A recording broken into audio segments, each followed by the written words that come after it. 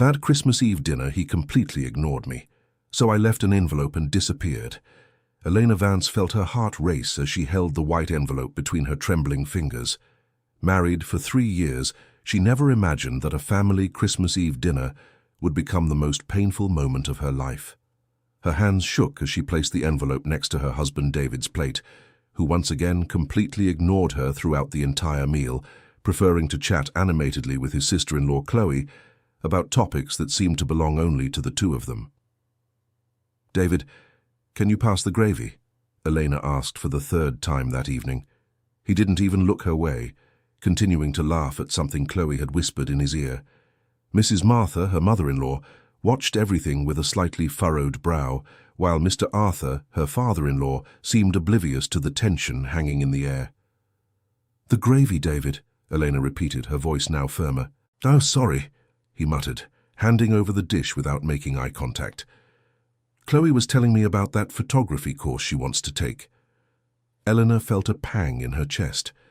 David had never shown any interest in the courses she mentioned, but seemed fascinated by everything Chloe said. And there was something else. In recent days, she had noticed conversations cut short when she entered the room, glances that lasted longer than normal, and most of all, the messages. 3 days earlier, David's phone had rung while he was showering. On impulse, Elena glanced at the screen and saw a message from Chloe. "I can't stop thinking about what happened between us. I need to see you alone." Her blood ran cold. When David came out of the bathroom, she pretended nothing had happened, but her world had crumbled. The night before, she had managed to see more messages while he slept. The conversation revealed a kiss that had taken place 3 weeks earlier, during Mrs. Martha's birthday party.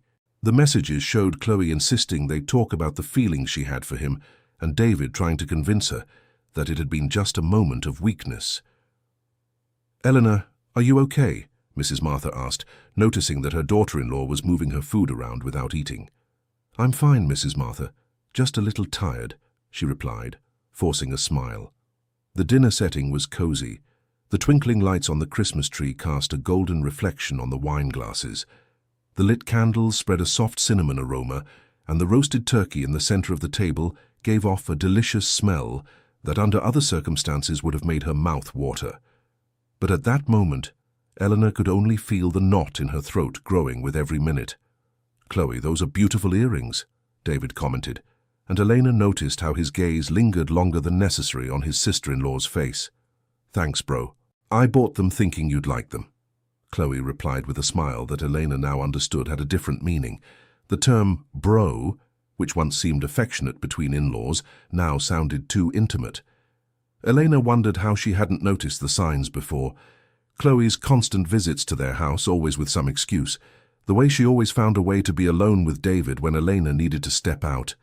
The exaggerated compliments she gave him, always in front of Elena, as if she wanted to make clear she knew her brother-in-law's qualities very well. "The French toast is delicious, Mrs. Martha," Elena said, trying to seem normal. "Thank you, dear. It's my mother's recipe," her mother-in-law replied. But Elena noticed that she too was watching the interaction between David and Chloe with some concern. Mr. Arthur, oblivious to everything, enjoyed the dinner calmly, occasionally making comments about the football game or the weather. At 68 years old, he seemed to be in his own world, just happy to have the family together. Dear listener, if you're enjoying the story, feel free to hit like and especially subscribe to the channel. It helps us a lot as we're just starting out. Now, continuing. Elena took a deep breath and decided it was time. She got up from the table with the excuse of getting more wine from the kitchen, but really, she had left the envelope ready on the counter. Inside it, just one handwritten sentence. "I know about you too." She had spent hours thinking about what to write. She didn't want to make a scene in front of the whole family on Christmas Eve, but she also couldn't keep pretending she didn't know anything. The envelope was her way of making it clear she was aware of the situation without causing a fuss. Returning to the table, Eleanor discreetly placed the envelope next to David's plate. Her heart was beating so loudly she was sure everyone could hear it.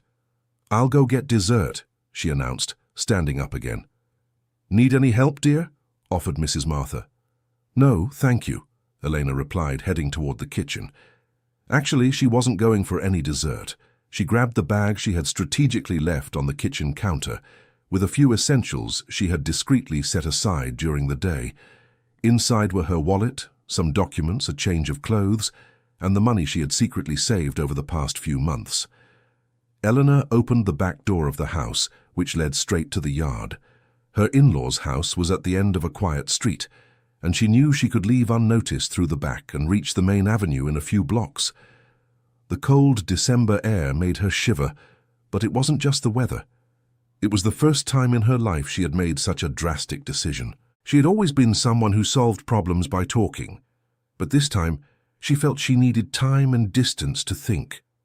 As she walked through the silent streets of the small town in upstate New York where they lived, Elena reflected on how she had gotten to this point. She and David met in college in Austin, and their relationship had been calm and happy. He was attentive, affectionate, and she truly believed she had found the man of her life. The wedding had been beautiful, held at the church downtown with a simple but love-filled reception. The first 2 years were good, despite the usual financial struggles of a young couple. David worked as an accountant at a local office, and Elena gave private lessons in English and literature. Chloe had always been part of their lives.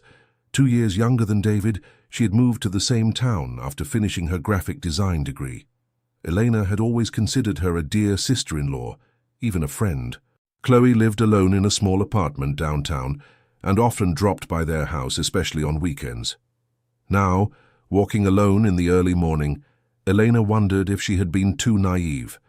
The signs were there, but she had chosen to ignore them. The times she came home and found David and Chloe laughing about something, they quickly changed the subject. The occasions when Chloe commented on David's clothes or cologne with an enthusiasm that seemed excessive for a sister-in-law. The town's bus station was small but open 24 hours. Eleanor arrived there around 10:30 at night, when the dinner should already be winding down, and David had probably found the envelope. "Good evening, miss.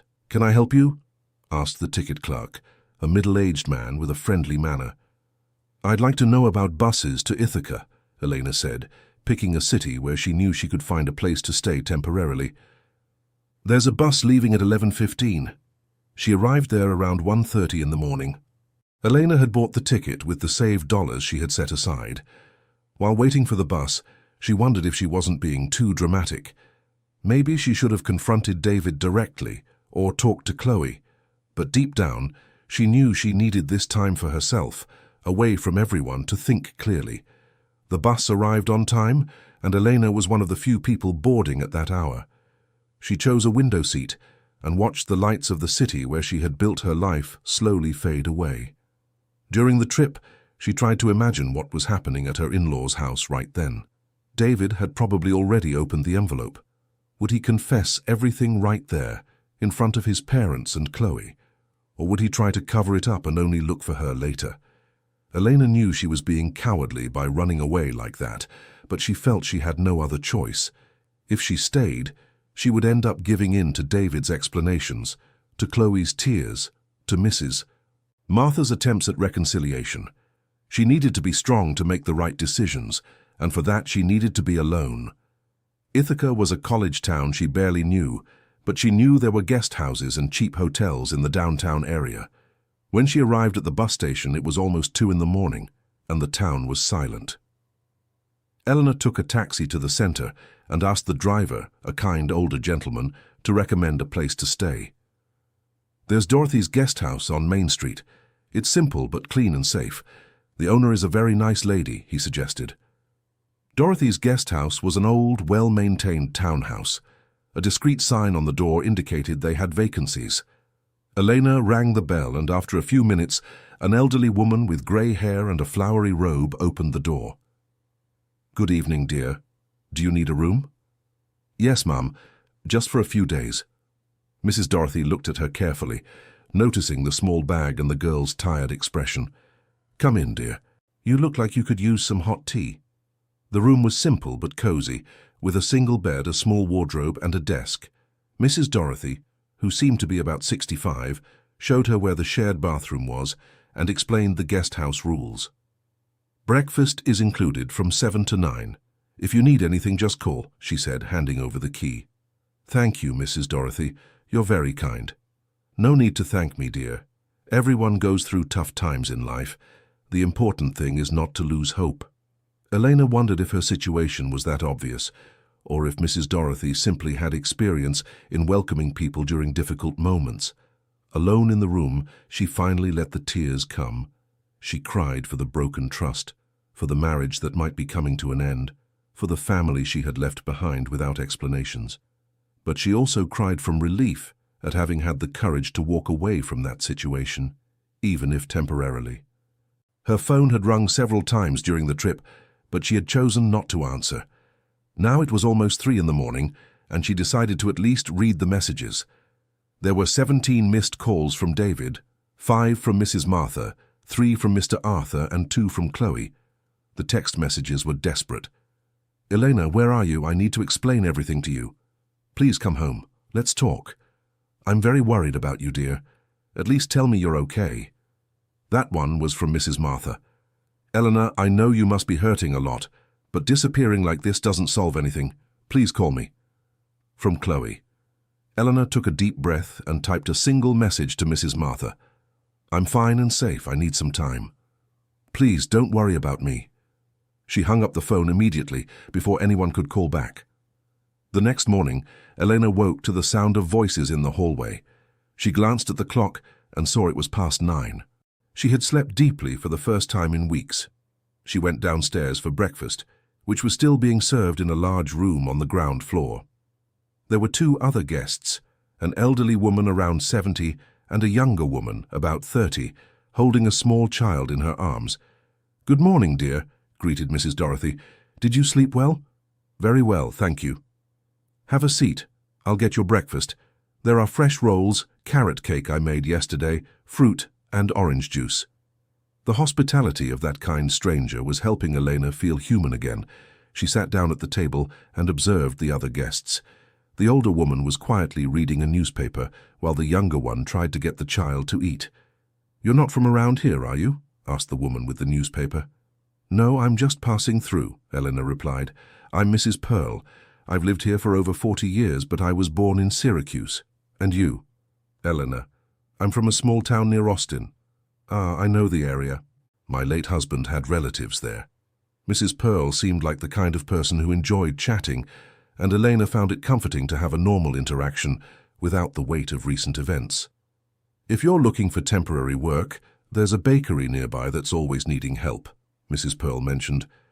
Mr. Benjamin, the owner, is a sweetheart. He lost his daughter about 2 years ago and has been mostly alone since. The bakery runs, but he always says he needs someone to help with the pastry side. The information piqued Elena's interest. She had always enjoyed cooking and had a special talent for desserts and cakes. During college, she used to sell chocolate truffles and pies to supplement her income. Where is this bakery? On St. Joseph Street, about 3 blocks from here. It's called Benjamin's Bakery. If you go talk to him, tell him Pearl sent you. After breakfast, Eleanor decided to take a walk around town to get to know the place she was temporarily staying. Ithaca was bigger than her hometown, but it had a small-town charm that soothed her. The streets were tree-lined, there were several well-kept squares, and the activity was steady but not hectic. She found Benjamin's Bakery without trouble. It was a traditional establishment, with a display case full of breads and pastries and a wonderful smell spreading onto the sidewalk. An older man with grey hair and a white apron was serving customers behind the counter. Eleanor waited until the store was empty to approach. Good morning, are you Mr. Benjamin? Yes, I am, my dear. How can I help you? Mrs. Pearl from Dorothy's guest house told me you sometimes need help here at the bakery. Mr. Benjamin looked at her carefully. He must have been about 60, and there was kindness in his tired eyes. Do you have experience with pastry? Yes, I do. During college, I made desserts to sell. I know how to make cakes, pies, chocolate truffles, coconut macaroons. And why are you looking for work? You're not from town, are you? Elena hesitated for a moment, but decided to be honest. I'm going through a difficult time in my personal life. I need to stay away from home for a while, and I'd like to work to support myself. Mr. Benjamin nodded with understanding. I understand, dear. Life sometimes forces us to make tough decisions. Tell you what, I'll give you a chance. How about you make some desserts this afternoon for me to try? If they turn out well, we'll talk about temporary work. Elena's heart filled with hope. Really, you'd do that? Of course, everyone deserves a chance to start over. Come back here at 2 in the afternoon and I'll show you the kitchen. Elena walked out of Benjamin's bakery with a smile on her face for the first time in days. Maybe that impulsive escape could turn into something positive. Back at Dorothy's guest house, she talked to Mrs. Dorothy about the possibility of staying longer. Of course, dear, this is your home for as long as you need. And it's good that you're already finding your way. Mr. Benjamin is a good person. He lost Carrie 2 years ago and was very shaken. Maybe having a young person working with him will do him good. What happened to his daughter? A car accident, poor thing. She was a beautiful girl, engaged, about to get married at the end of the year. Mr. Benjamin was never the same again. Eleanor felt a pang in her chest, imagining the loss of that gentle man. Maybe she could not only find temporary work, but also help someone else who was suffering. In the afternoon, she returned to the bakery with a recipe for chocolate cake with chocolate truffles that had always been a hit. Mr. Benjamin showed her the kitchen, which was well equipped and organized. Make yourself at home, sweetheart. I'll take care of the customers out front. Eleanor got her hands into the dough with a pleasure she hadn't felt in a long time. Cooking had always been a form of therapy for her, and there, mixing the ingredients and smelling the cake baking, she managed to momentarily forget her problems. When the cake was ready, Mr. Benjamin tried a piece, and his eyes lit up. "Girl, what a wonderful cake. It's been so long since I've had such a delicious dessert. You're hired." They agreed that she would work part-time, from 2 to 8 in the evening, helping with the pastry and serving customers. The pay wasn't much, but it would be enough to cover her guest house and basic expenses. "Just one thing, Mr. Benjamin. I'd prefer if you called me Elle here. It's just that I'm trying to keep a low profile for now." "No problem, Ella. Everyone has their reasons." In her first few days in Ithaca, Elena managed to establish a routine that helped her not think about the problems she'd left behind. She woke up early, had breakfast with the other guests at the guest house, took long walks around town, ate lunch at a simple restaurant near the bakery, and worked in the afternoon. Dear listener, if you're enjoying the story, take a moment to leave a like, and especially subscribe to the channel. That helps us a lot as we're just starting out. Now, continuing. Mr. Benjamin turned out to be not only a kind boss, but also a patient confidant. He never asked indiscreet questions, but was always available to talk about recipes, the town, or life in general. "You know, Ella, you remind me a lot of my Carrie," he said one day while she was preparing a carrot cake. She also had that passion for cooking, that desire to do everything perfectly. Did she work here at the bakery? She did. She had a degree in nutrition, but she always helped out here since she was a child. She used to say that one day she wanted to turn this place into something special, with different desserts, maybe even open branches. Was it just the two of you? Just the two of us. Her mother left us when Carrie was 8. She couldn't handle small-town life. She wanted to live in the big city. She left and never came back. Eleanor felt she was getting to know a man who had been through many losses, but still kept kindness in his heart. A week after her arrival in Ithaca, Mrs. Dorothy received an unexpected visitor at the guest house. "Ella, there's a lady here asking for you," she said, going up to Elena's room. Elena's heart raced. Could it be Mrs. Martha, her own mother? She went downstairs and found her mother, Mrs. Susan, sitting in the guest house living room with a worried expression. "Mom, how did you find me?" "Daughter, I was so worried. David called me desperate, said you had disappeared on Christmas Eve. And did you tell him where I am?" "No, I didn't, dear. First, I wanted to talk to you, but tell me what's going on." Elena hugged her mother and finally told her everything, the messages she'd discovered, David and Chloe's strange behavior, the envelope left at dinner. Mrs. Susan listened in silence, holding her daughter's hands. "And are you sure of what you saw in those messages?" "Yes, Mom, I wasn't imagining it." "All right, honey, you did the right thing by leaving, but what do you plan to do now?" "I don't know yet. I'm working here, trying to understand my feelings." "David is very upset, you know. He calls your mother-in-law every day asking if she's heard from you. And Chloe." "Oh, her. Mrs. Martha told me she confessed everything after you left. She said she'd been in love with David since high school, and that on the night of the party she lost control and kissed him. And him? What did he say? According to Mrs. Martha, he admitted he kissed her back, but said he regretted it immediately and tried to convince Chloe that it was a mistake. Elena felt her chest tighten with the news. On one hand, she was relieved to know she hadn't imagined anything. On the other, it hurt to know her suspicion was right. "Mom, can you do me a favor?" "Of course, honey." "Can you tell Mrs. Martha that I'm okay, but that I need more time, and that I don't want any contact with David or Chloe for now?" "I can. But how long do you plan to stay here?" "I don't know, Mom. I'm fine here. I found a job. I'm living in a safe place. I need to figure out what I feel, whether I still love David, whether I can forgive what happened." Mrs. Susan stayed 2 more days in Ithaca, getting to know her daughter's routine and talking with Mrs. Dorothy and Mr. Benjamin. She felt reassured seeing that Elena was well taken care of and had found people who treated her with kindness. "Take good care of my daughter," she asked Mr. Benjamin on the day she left. "Don't worry, Ma'am, Elle is like a daughter to me too." After her mother left, Elena felt more secure in her decision to stay. She knew her family was aware of her situation and would respect her need for time to reflect. The weeks in Ithaca passed, and Elena grew more and more accustomed to the new routine. The sweets she made at the bakery began to gain popularity in town, and Mr. Benjamin proudly commented that customers were coming especially to taste the new pastry chef's creations. "Elle, you have a special talent," he said one day. "I've been thinking about offering you a partnership. How about we expand the business?" The proposal left Elena surprised and moved. It was the first time in a long while that someone had recognized her professional value in such a concrete way. "That would be incredible, Mr. Benjamin, but I don't have any money to invest." "You don't need money, dear. You have the ideas and the talent. I have the experience and the location. We can form a partnership." That conversation took place at the end of February, almost 2 months after her arrival in Ithaca. Elena began to seriously consider turning this temporary situation into something permanent. But in early March, a discovery would completely change her plans. Elena had noticed she was feeling nauseous over the past few weeks, especially in the morning.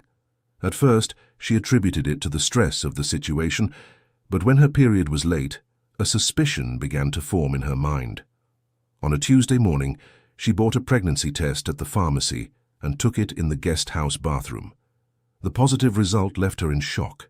She was pregnant, and from what she calculated, the baby had been conceived in late November, a few weeks before she discovered the messages. Elena locked herself in her room and cried for hours. The situation was already complicated, and now it had become even more complex. She was expecting David's child, just when she had decided to distance herself from him. Mrs. Dorothy noticed she hadn't come down for breakfast and went upstairs to check if she was okay. "Ella, dear, are you all right? May I come in?" Eleanor opened the door with her eyes red from crying. "Mrs. Dorothy, I found out I'm pregnant." The woman hugged her with maternal warmth. "Oh, honey. And it's your husband's?" "Yes. It must have happened in November." "And are you going to tell him?" "I don't know what to do. I was just starting to get used to the idea of rebuilding my life here, and now you have to think about the baby too. A child changes everything, dear." Eleanor spent the following days in a whirlwind of emotions. On one hand, she was happy about the prospect of becoming a mother. It was something she and David had talked about wanting in the future. On the other hand, the situation with the marriage made everything more complicated. Mr. Benjamin noticed something was different and, with his usual sensitivity, offered support without asking prying questions. "Ella, whatever you need, you can count on me. I already consider you family." "Thank you, Mr. Benjamin. You've been like a father to me." At the end of March, almost 3 months after leaving home, Eleanor finally decided she needed to tell about the pregnancy. But she wanted to do it in person, not by phone. She called her mother. "Mom, I need you to come pick me up. I'm coming home." "That's great, honey. Did you decide to reconcile with David?" "I don't know yet, Mom, but I need to talk to him. There's something he needs to know." Mrs. Susan arrived in Ithaca the following day, and Eleanor said goodbye to Mr. Benjamin with a heavy heart. Don't worry, Ella. I'll keep your spot here. If you want to come back, just show up. And the partnership? The partnership can wait. You need to sort out your life first. The trip back was quiet. Elena was nervous, unsure what the reunion with David would be like after so long. When they arrived in their hometown, Elena asked her mother to take her straight to the house she and David rented, not to her parents' house. Do you want me to go in with you? No, Mom, I need to do this alone. Elena rang the doorbell of her own house with her heart racing. When David opened the door, they stood looking at each other in silence for a few seconds. He was thinner, with deep, dark circles under his eyes, and unshaven. He looked like he hadn't slept well in weeks. Elena, he whispered, his voice choked. Hi, David. Come in, please. God, how I missed you. You have no idea what these months without you have been like. The house was messy, with clothes scattered and dishes piled up in the sink. It was clear David wasn't taking good care of himself. David, we need to talk seriously. I know. Elena, I want to apologize for everything. You were right about everything you suspected. Tell me what really happened. David took a deep breath and began to speak. Chloe always showed interest in me, since our teenage years. But I never gave her any encouragement. I always made it clear we were just in-laws. After we got married, she kind of kept her distance for a while, but last year she started showing up at the house more often, always with some excuse. And you never told me that. I didn't want to cause problems between you two. I thought I could handle the situation on my own. And the kiss? On my mother's birthday. You left early because you had a headache. Chloe stayed to help clean up, and when we were alone in the kitchen, she kissed me. I kissed her back for a few seconds, but then I came to my senses and stopped. Why did you kiss her back? I don't know, Elena. I think it was the surprise, or maybe I was feeling lonely. We weren't getting along very well back then, remember? We were always fighting about money, work. Elena remembered, yes. November had been a difficult month for the couple, with several arguments about their tight financial situation and plans for the future. And after the kiss? After that, I told her it was a mistake that I was married and loved you, but she started sending me messages saying she couldn't forget, that she thought we should be together. And you replied to the messages. I replied trying to convince her that nothing could happen between us, but I admit I should have been firmer. I should have blocked her contact. David, why did you never tell me any of this? Because I was afraid of ruining our relationship with my family, and because deep down, maybe I enjoyed the attention. It's not an excuse, I know, but it's the truth. Elena felt anger, sadness, and at the same time a certain relief at finally knowing the whole truth. And on that Christmas Eve dinner night, why did you ignore me? Because I was confused. That morning, Chloe had sent me a message saying she would tell you everything if I didn't decide to be with her soon. I was nervous, not knowing what to do. So you chose to ignore me and give her attention. That was stupidity on my part, Elena. Pure stupidity. They were silent for a few minutes. Elena processed everything she had heard, trying to understand her own feelings. David, I have something to tell you too. What is it? I'm pregnant. David's face lost all color. He got up from the couch and stared at her in shock. Pregnant? How many months? From what I figure, about 4 months. The baby was conceived in November. Elena, I don't know what to say. Are you sure? I am. I took the test a few weeks ago. David knelt in front of her and started crying. I'm so sorry, Elena. I'm so sorry I complicated everything just when you were pregnant with our child. You didn't know I was pregnant. I didn't know either. But what does this mean? Are you coming home? Are we going to try again? I don't know, David. I'm still very hurt. Trusting again won't be easy. I'll do anything to earn your trust back. Anything. And Chloe? I already handled the situation with her. After you left, I talked to my parents and told them everything. My mom got furious with Chloe and demanded she go to therapy. She doesn't live here in town anymore. She moved to New York City. And you, did you go to therapy too? I did. Since January, I've been doing individual therapy. The psychologist helped me understand a lot about myself. Eleanor was surprised by this information. What kind of things? That I have trouble dealing with conflicts, that sometimes I seek attention outside the marriage when I feel insecure, that I need to learn to communicate my feelings better. The conversation stretched on through the afternoon. David talked about what it had been like living alone all those months, about the regret he felt, about the plans he had made if she came back. Elena, I know I don't deserve another chance, but if you give me this opportunity, I promise I'll be the husband you deserve. David, I need time. I can't make this decision now. How much time do you need? I don't know. Maybe a few weeks. But I'm not coming back to this house now. I'm going to stay at my parents' house. Okay, and about the baby? Will you let me be part of the prenatal care? Eleanor hesitated. On one hand, she wanted David to be a present father. On the other, she was still very hurt. We can go to the appointments together, but that doesn't mean we're getting back together. I understand. Before leaving the house, Eleanor grabbed some clothes and personal items. David helped her with the suitcases, and she noticed how eager he was to please her in everything. Eleanor, can I give you a hug? She nodded, and he hugged her carefully as if she might break. I love you very much, he whispered. Elena didn't reply, but she didn't pull away from the hug. Dear listener, if you're enjoying the story, feel free to leave a like and especially subscribe to the channel. It really helps us who are just starting out.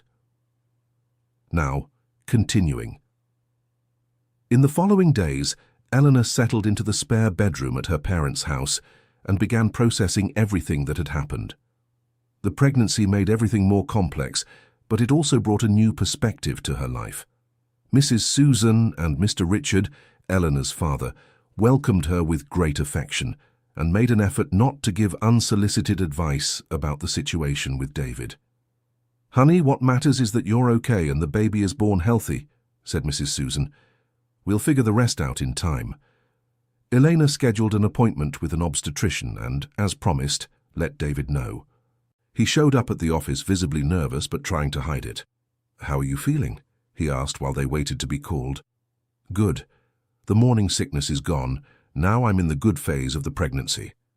Are you still making those amazing desserts? No, I stopped when I came back here. That's a shame. You're really talented. When they were called in for the appointment, Elena saw David's eyes fill with tears as the doctor put gel on her belly for the ultrasound. Take a look, said Dr. Sterling, the obstetrician. You're having twins. Eleanor and David stared at each other in total shock. Twins? Eleanor repeated. That's right. 2 healthy babies. From the position, they look like a boy and a girl. David instinctively took Elena's hand, and she didn't pull away. The news of the twins brought a whole new dimension to the situation. Doctor, is the pregnancy normal? David asked. Perfectly normal. The mother is healthy, the babies are developing well. We'll just need a bit more careful monitoring since they're twins.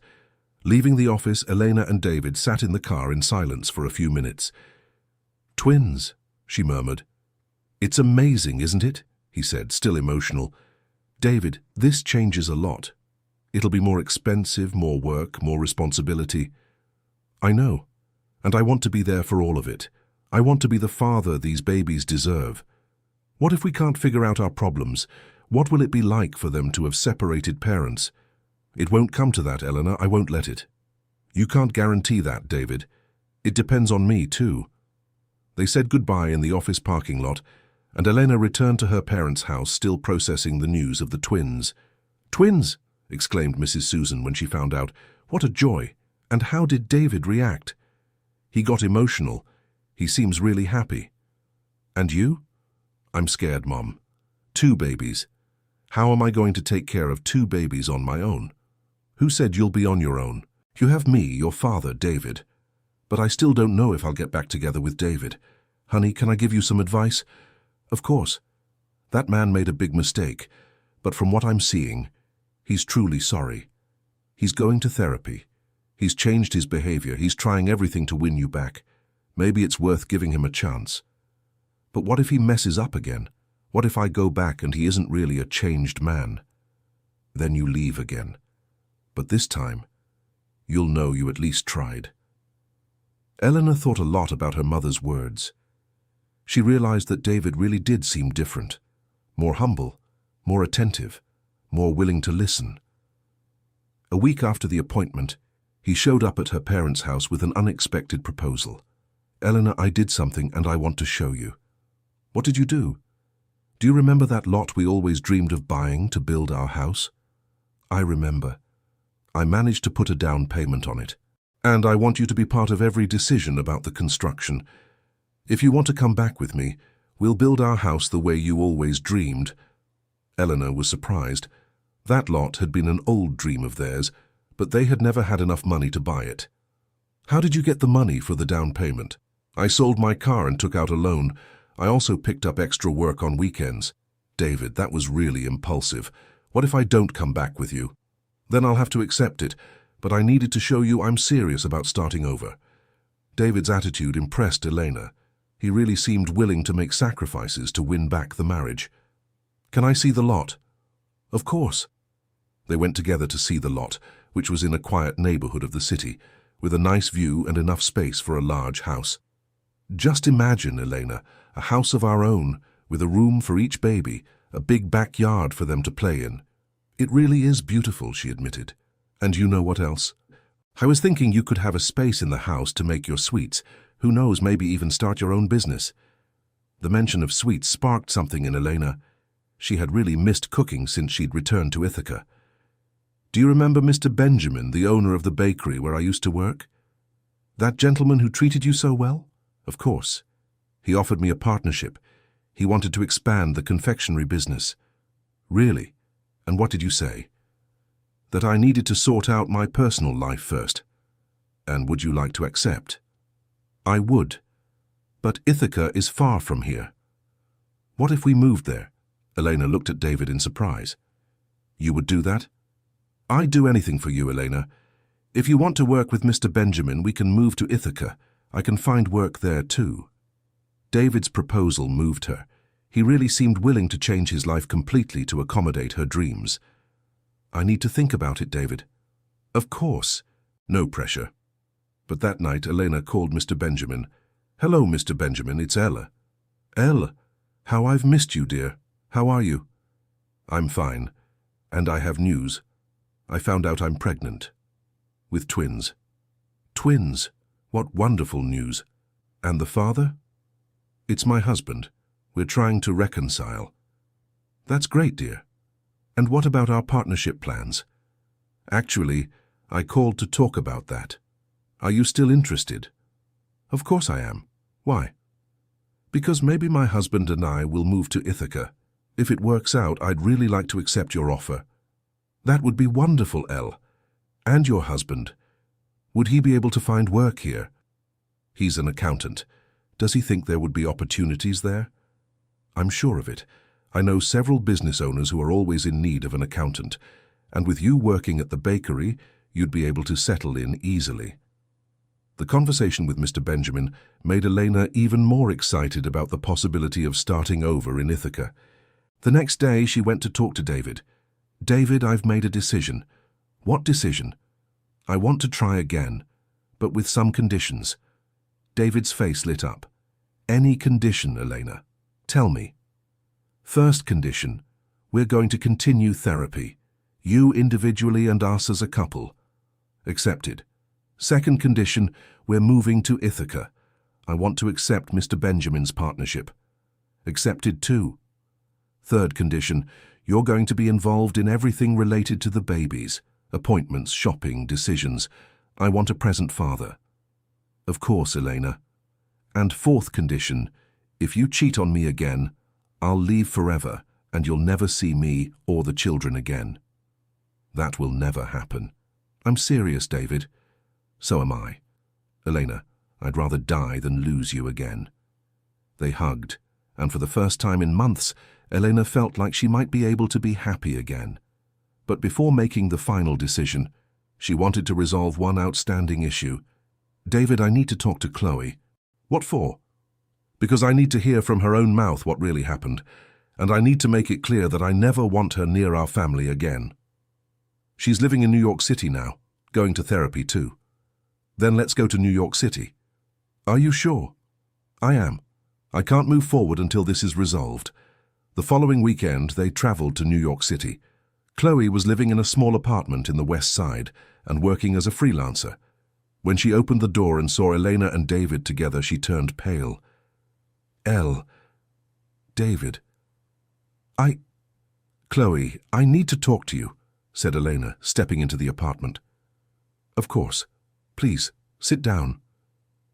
The apartment was small but tidy. On the walls were some design projects Chloe had done, showing she was trying to rebuild her career. Chloe, I want you to tell me everything that happened between you and David. Chloe took a deep breath and began to speak, her voice trembling. Ella, I want to apologize to you before anything else. I know what I did is unforgivable. Tell me what happened. I've always had feelings for David ever since we were teenagers. When you two started dating, I tried to forget, but I never fully could. And why didn't you ever tell me this before? Because I knew he didn't feel anything for me, and because I didn't want to ruin my friendship with you. But you ruined it anyway. I did. On the day of Mrs. Martha's party, when you left early, I saw an opportunity to be alone with him. I'd had a little to drink and I kissed him. And did he kiss back? For a few seconds, yes. But then he stopped and said it was wrong, that he was married and loved you. And the messages? The messages were my idea. I insisted we should talk about what had happened. I thought if I could convince him we were meant to be, he would change his mind. Chloe, do you have any idea the damage you caused in my life? Chloe started crying. I do, Elle. In the last few months through therapy, I realized I was obsessed with a fantasy. David never gave me hope, never flirted with me. It was all in my head. And now? How do you feel? I feel ashamed. Lost. I destroyed my relationship with my brother, with you, with my whole family. Chloe, I came here to tell you something, said Elena, standing up. I'm pregnant, with twins. Chloe stopped crying and looked at her in shock. Pregnant? That's right. And David and I have decided to try again, but for that to happen, I need you to be completely out of our lives. I understand. I don't want you at birthdays, Christmas, weddings. I don't want you to have contact with me or my children, at least for now. Ellie, I accept. I know I deserve this. And you, David? Elena turned to her husband. Do you have something to say to your sister? David, who had remained silent throughout the conversation, finally spoke.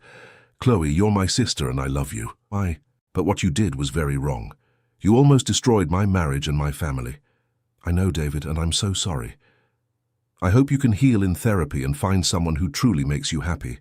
But Elena is right. For now, it's best we keep our distance. I understand, and I wish you both great happiness with the babies. Eleanor and David left Chloe's apartment with a sense of relief. It was as if a weight had been lifted off both their shoulders. How do you feel? David asked on the way back. Better. I needed to look her in the eyes and hear the truth. And now? Now we go home and start planning our new life. Back in the small town in upstate New York, Elena and David began organizing the move to Ithaca.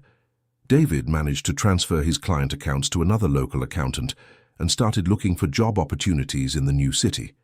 Mr. Benjamin was delighted with the news that Elena would return, and even happier when he learned she was pregnant with twins. My dear, you're going to bring new life to this place. Ever since Carrie left, the bakery has been all work. With you here and with little ones around, it's going to be a joy. They worked out the details of the partnership. Elena would bring her recipes and talent, and Mr. Benjamin would bring the established business and his experience. The plan was to expand the line of sweets and pies, and perhaps in the future open a branch. David found work at an accounting office in Ithaca and also closed some contracts as a freelancer. Their combined income would be enough to support the family and still have some left to invest in the business. The move happened in early May, when Elena was almost 6 months pregnant. They rented a small but comfortable house near the bakery, and Mrs. Dorothy was thrilled to see Elena again. What a joy to have you back, dear, and remarried, pregnant with twins. It's a blessing. Mrs. Dorothy, thank you for everything you did for me when I needed it most. Don't mention it, my dear. It was a pleasure to help you. Life in Ithaca settled into a calm and happy routine. Elena worked at the bakery creating new sweets that quickly became famous in the area. David adapted well to his job and made friends in town. They started couples therapy with a local psychologist who helped them improve their communication and strengthen trust between them. "What impresses me most about you two," said Dr. Miller during a session, "is your ability to turn a crisis into an opportunity. Many couples can't recover from betrayal." "I think the pregnancy gave us extra motivation," replied Elena. "And the time apart made me realize how much I loved Elena," David added. "Almost losing her was the worst thing that ever happened to me." At the end of June, they received an unexpected visit. Mrs. Martha showed up in Ithaca with a suitcase full of gifts for the future grandchildren. "My dear, I needed to ask for your forgiveness in person," she said to Elena. "Forgiveness for what, Mrs. Martha? For not realizing what Chloe was doing, for not protecting you. You're not to blame for anything. No one could have imagined." "And how is Chloe?" asked David. "Better. The therapy is helping a lot. She understands she needs to focus on her own life, find someone who truly loves her." "I'm happy for her," said Elena, and she was truly sincere. Mrs. Martha stayed for a week in Ithaca, helping to prepare the baby's layette and getting to know Mr. Benjamin better, with whom she developed an immediate friendship. "What a wonderful man," she commented to Elena. "You can see he treats you like a daughter. He's been like a father to me, and now he's going to be like a grandfather to the babies." The idea of Mr. Benjamin as a surrogate grandfather moved Mrs. Martha. She realized that Eleanor had found in Ithaca not just a job, but a substitute family that welcomed her with love. In July, when Elena was 7 months pregnant, the bakery received an unexpected proposal. A local businessman wanted to open a franchise of the bakery in a neighboring town. "Ella, can you believe it?" said Mr. Benjamin, beaming. "We've barely been working together again and we're already getting expansion proposals. It's incredible, but do you think we're ready? With your recipes and my experience, I'm sure we are." They decided to accept the proposal, but on the condition that the new unit also have a special focus on artisan confectionery. In August, the most anticipated moment arrived. Elena went into labor a week early, leaving David in a panic. "Take it easy, honey," she said, laughing at her husband's look of desperation. "It's normal with twins." The delivery was smooth, and at 2:30 p.m., Sophie was born, weighing 6.2 pounds. 15 minutes later, Caleb arrived, at 6.8 pounds, both healthy and perfect. David cried the first time he held his children. "Thank you, Elena. Thank you for giving me this wonderful family. Thank you for changing, for becoming the man I always knew you could be." The hospital was full of visitors. Mrs. Martha and Mr. Arthur traveled specially to meet their grandchildren. Mrs. Susan and Mr. Richard were also there, beaming. Mr. Benjamin showed up with a special cake he had made to celebrate the birth. Mrs. Dorothy arrived with a bouquet of flowers from her garden. "These babies are a blessing for all of us," she said, emotional. "They really are," agreed Mr. Benjamin. "This family brought joy back into my life." When they returned home with the babies, Elena and David felt complete for the first time in a long while. "Do you regret anything?" David asked as he helped bathe Sophie. "What?" "Leaving home that Christmas Eve night, all the suffering we went through."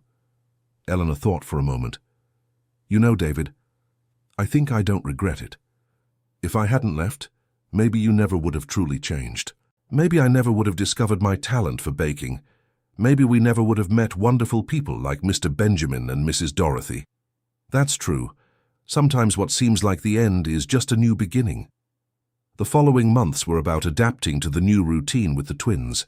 Elena managed to return to working part-time at the bakery when they turned 3 months old, with Mrs. Dorothy offering to watch the babies a few hours a day.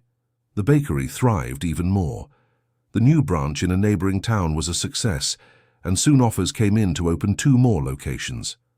"Ella, I think you should register your recipes," David suggested one evening. "They're too special not to be protected." "You think so?" "I do, and who knows, maybe one day we could write a cookbook." The idea appealed to Elena. She began organizing her culinary creations and photographing the sweets for a possible future publication. In December, a year after that fateful Christmas Eve dinner, Eleanor and David decided to have a special celebration. They invited everyone who had been important in their journey: Mrs. Martha and Mr. Arthur, Mrs. Susan and Mr. Richard, Mr. Benjamin, Mrs. Dorothy, and even Mrs. Pearl from the guest house. The table was set at the house they had rented in Ithaca, with Sophie and Caleb sleeping in strollers nearby. "I want to make a toast," David said, raising his glass of grape juice. Elena was still nursing. "A year ago, I almost lost the most important thing in my life because I was stupid and immature. Today, looking at this table, at my wonderful wife, at my children, at all of you who helped us on this journey, I can only say thank you." "I want to toast too," said Elena, standing up. "I toast to the courage to start over, to the power of forgiveness, and especially to the people who showed us that family isn't just blood. It's who chooses to stand by us in tough times." Everyone toasted, emotional, and Mr. Benjamin commented, "You know, Elle, you remind me so much of Carrie. She would be so happy to see how you turned the bakery into something special. And I'm sure she's happy to see how you've become a wonderful surrogate grandfather," Eleanor replied. After dinner, when the guests had left and the babies were already asleep, Eleanor and David stayed in the living room talking. "You know what I was thinking?" she said. "What?" "That night a year ago, when I left the envelope on the table, I thought I was destroying our family. And I thought the same thing when I opened the envelope. But actually, that envelope saved our family. It forced us to face our problems, to grow, to become better people." "That's true. If you hadn't had the courage to do that, maybe we would have kept pretending everything was fine, piling up resentment. And maybe I never would have discovered that I can be a successful businesswoman. And I never would have learned to be a true husband and father." They hugged, listening to the soft breathing of the children sleeping in the next room. "David, can I tell you something?" "Of course. I kept that envelope. The envelope I left on the table that night." "Really? Why?" "Because it represents a moment of courage in my life, a moment when I chose to fight for myself, even without knowing what the outcome would be." "And where is it?" "In my desk drawer. Sometimes I look at it and remind myself that I am stronger than I thought." David smiled and kissed his wife's forehead. "You are the bravest woman I know, Elena. And you are the man who has changed the most for the better that I know." 2 years later, at the 2025 Christmas Eve dinner, the situation was completely different. The table was set in their own house, which they had managed to buy in Ithaca, with Sophie and Caleb, now a year and 4 months old, trying to eat by themselves in their high chairs. The bakery had turned into a small chain with 5 locations, and Elena had just signed a contract to publish her first cookbook. Mr. Benjamin was there, as always, now officially considered the twins' grandfather. Mrs. Dorothy was also present, having become the unofficial babysitter for the children. Mrs. Martha and Mr. Arthur had moved to Ithaca to be close to their grandchildren. Elena's parents were also at the table, radiant with their daughter's success. "I want to make an announcement," said Eleanor, standing up with a mysterious expression. "What kind of announcement?" asked David, curious. "Well, remember 3 years ago when I left an envelope on the table and disappeared?" Everyone laughed because that story had already become a family legend. "Today I have another envelope to leave on the table," continued Elena, pulling a white envelope from her bag. David looked visibly nervous. "Elena, what is it?" "Open it and see." With trembling hands, David opened the envelope. Inside was an ultrasound and a phrase: "Welcome, baby number 3. The silence at the table lasted a few seconds before exploding into shouts of joy. "Another baby?" asked Mrs. Martha, emotional. "That's right, I'm 2 months pregnant." David stood up and hugged his wife, tears in his eyes. "How did you manage to keep it a secret?" "It wasn't easy, but I wanted it to be a special surprise." "And this time," said Mr. Benjamin, laughing, "we hope it's just one baby, not twins again." "The doctor said it's just one," replied Elena, laughing. The party went on until late, with everyone celebrating the new addition to the family. That night, when the guests had left and the children were asleep, Elena and David sat on the porch of the house, looking at the stars. 3 kids, David murmured. Our family is growing. And our life gets better every day, Elena completed. You know, honey, I was thinking about something. What? About that envelope from 3 years ago. You said it represented courage. I did. And today's envelope. What does it represent? Elena thought for a moment. Hope. It represents the hope that we can keep building beautiful things together. I love you, Elena. I love our family, our life, our plans. I love you too, David. And you know what else? I trust you completely. It took time, but the trust came back. And it will never have a reason to break again, I promise. I know. I won't promise because I don't need to. I just know. They fell silent, holding hands, mentally planning the future they would build together. Benjamin's bakery kept growing, with plans to open 5 more locations next year.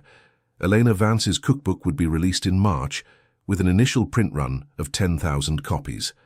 And now there was a 3rd baby on the way. David, do you remember how we used to dream about the future when we were dating? I remember. We wanted to have a business together, several kids, a big house. And now look at us. We're achieving all those dreams, just in a way we never imagined. It's true. Who would have thought that an envelope left on a table would change our lives so much? Actually, it was 2 envelopes. The first one almost destroyed everything, and the second brought new hope. And how many more envelopes do you plan to leave on the table? David joked. Just 1 more, Eleanor replied, smiling. Which one? The graduation invitation for our kids from college. David laughed and kissed her. I can hardly wait. And so on a starry December night, Eleanor and David kept dreaming about the future, knowing they had a solid foundation of love, trust, and partnership to face any challenge that came their way. Their story had begun with an envelope of despair and suffering, but it was being rewritten with envelopes of hope and joy, and most importantly, it was being rewritten together. The end. So, what did you think of this story of overcoming and starting over? Elena showed that sometimes you need the courage to leave a difficult situation before you can come back stronger. Do you think she made the right decision by giving David a second chance? Tell us in the comments which part of the story moved you the most and where you're watching from. If you know someone who has been through a similar situation, share this video. And don't forget to leave your like and subscribe to the channel for more emotional stories like this one. Thanks for watching.